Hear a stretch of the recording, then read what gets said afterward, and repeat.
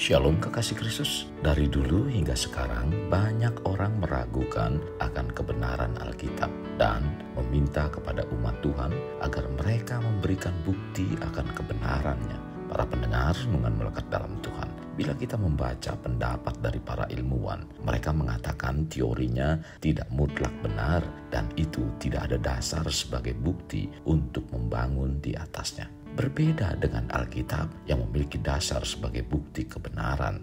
Mari kita berdoa. Bapa Surgawi, hari ini kami bersyukur karena kami diberi kesempatan untuk kembali mendengarkan kebenaran firman-Mu. Bukakan hati kami agar firman yang disampaikan sungguh menjadi isi hati-Mu kepada kami. Sehingga firman yang disampaikan merupakan satu firman yang menyingkapkan akan kebenaran dan memberikan satu pengenalan kami kepadamu Tuhan. Semakin berakar karena firman itu bukan hanya sekedar apa yang kami ketahui, tetapi memberikan bukti, dan melalui bukti inilah mengubahkan pikiran kami yang ragu menjadi semakin yakin bahwa semuanya adalah ya dan amin. Terima kasih Tuhan, ini doa kami dalam nama Tuhan Yesus kami berdoa. Amin. Melekat dalam Tuhan bertema bukti kebenaran Alkitab melalui pengetahuan. Firman Tuhan terdapat dalam Mazmur 119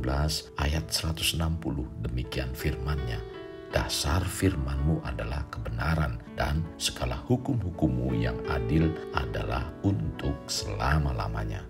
Para pendengar, bila kita berbicara tentang kebenaran firman Tuhan, sejak zaman dahulu sampai sekarang, banyak sekali yang menentangnya.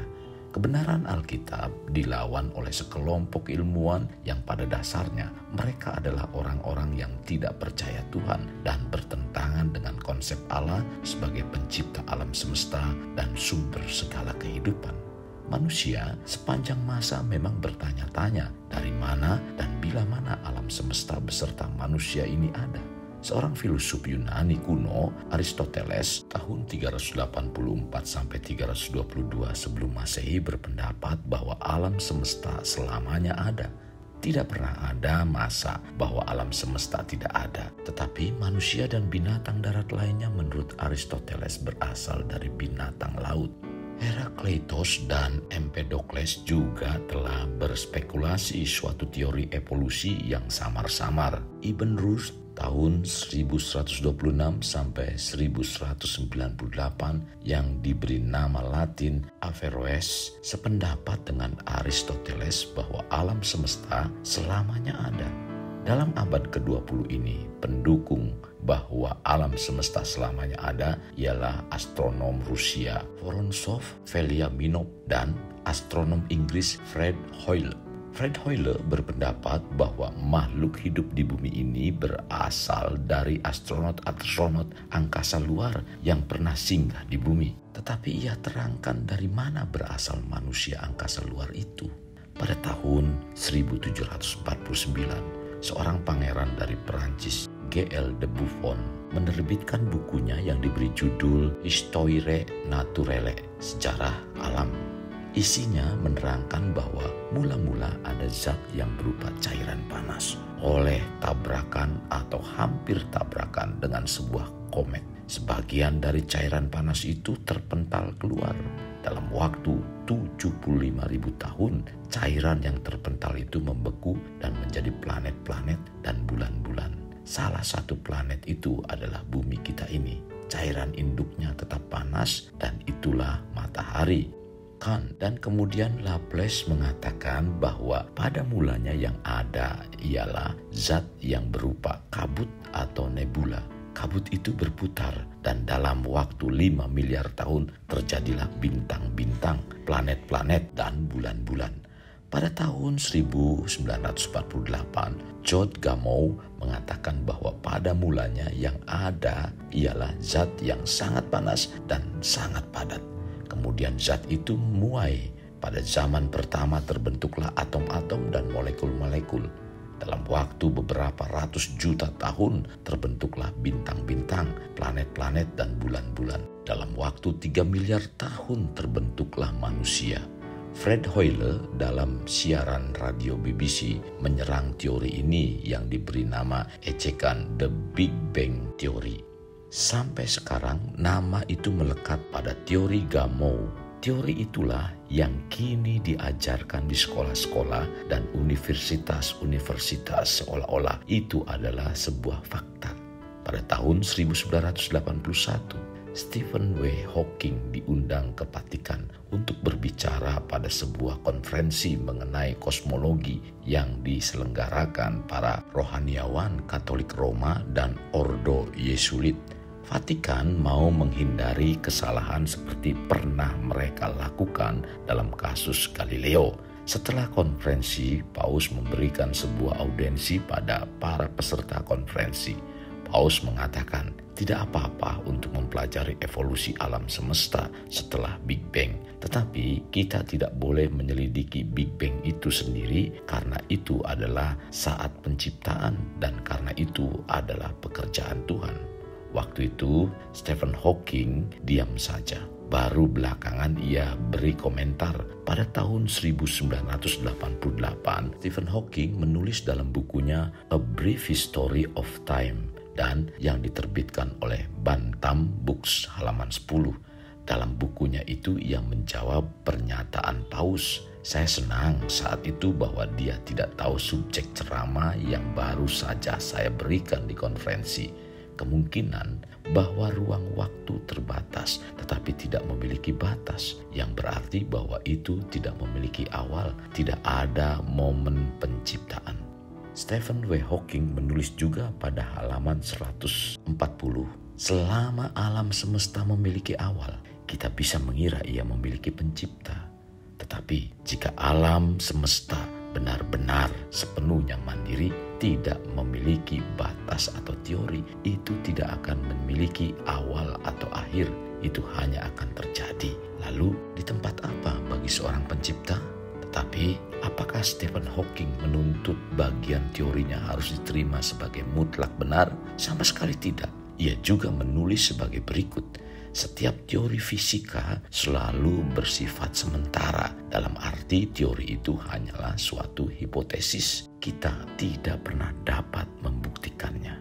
Tidak peduli berapa kali hasil-hasil eksperimen cocok dengan suatu teori, kita tidak pernah dapat merasa pasti bahwa lain kali hasil itu tidak akan berlawanan dengan teori itu. Para pendengar, berbeda dengan firman Allah yaitu Alkitab, kekal abadi selamanya. Sedangkan teori-teori ilmu pengetahuan hanya bersifat sementara. Teori-teori ilmiah belum tentu benar, bahkan tidak pernah dapat dibuktikan kebenarannya. Pernyataan ini dikemukakan oleh David Hume dan Karl Popper dan diterima oleh Albert Einstein, Sir James Jeans, Stephen Hawking, dan semua ilmuwan berbobot lainnya. Jadi memang bisa dan sudah terjadi bahwa ada ayat Alkitab yang bertentangan dengan sebuah teori tertentu. Ini bukan malapetaka, tetapi sebuah kesempatan bagi ilmuwan yang mampu. Sebuah konflik antara sebuah ayat dengan sebuah teori ilmu pengetahuan alam tertentu menunjukkan bahwa di belakang konflik itu ada teori yang lebih dalam, lebih luas, lebih tinggi yang akan menghapuskan konflik itu. Sesungguhnya bagi teori evolusi maupun teori kreasi tidak akan pernah dapat dibuktikan secara ilmiah. Bukti ilmiah dalam arti kata pengamatan-pengamatan dan percobaan-percobaan yang teliti dan dapat diulangi. Orang hanya dapat selidiki alam semesta masa kini. Bagaimana terjadinya tidak dapat diulangi dan diselidiki dengan seksama. Kita tidak dapat kembali ke masa alam semesta waktu belum diciptakan Allah dan menyelidiki dengan teliti bagaimana terjadinya. Ini adalah soal iman dan bukan soal ilmu pengetahuan alam yang sesungguhnya. Para pendengar, waktu Tuhan menciptakan alam semesta dan segala isinya, yaitu saya dan saudara belum ada. Dan ini termasuk Aristoteles, Darwin, Stephen W. Hawking, dan sebagainya belum ada. Sebab waktu itu belum ada manusia dan yang ada hanya Allah. Yang menciptakan alam semesta adalah Allah. Jadi yang tahu setepatnya hanya Allah dan Alkitab Alkitablah yang telah membuktikan dan menerangkan kebenaran bagaimana dan bila mana Allah menciptakan alam semesta dan segala isinya, termasuk manusia. Kejelasan terbentuknya manusia tidak bisa dibuktikan tertulis yang jelas berdasarkan pengetahuan, dan itu hanya ada dalam Alkitab yang memberi bukti kebenarannya.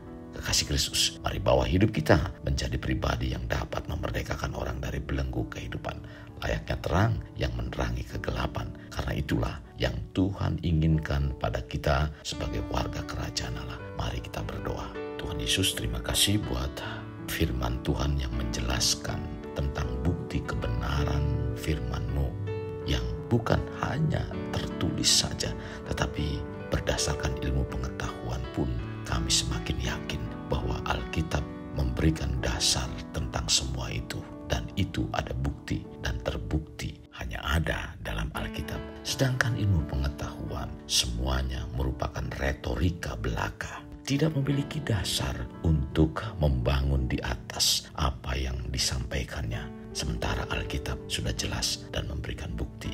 Berarti bukti kebenaran Alkitab sangat faktual. Terima kasih Tuhan Yesus buat kebenaran firman-Mu hari ini. Kami semakin yakin apa yang disampaikan dalam kebenaran firman-Mu itu adalah ya dan amin. Terima kasih Tuhan. Ini doa kami, dalam nama Tuhan Yesus kami berdoa. Amin. Kasih Kristus, mari kita akhiri dengan mengedahkan kedua tangan kita.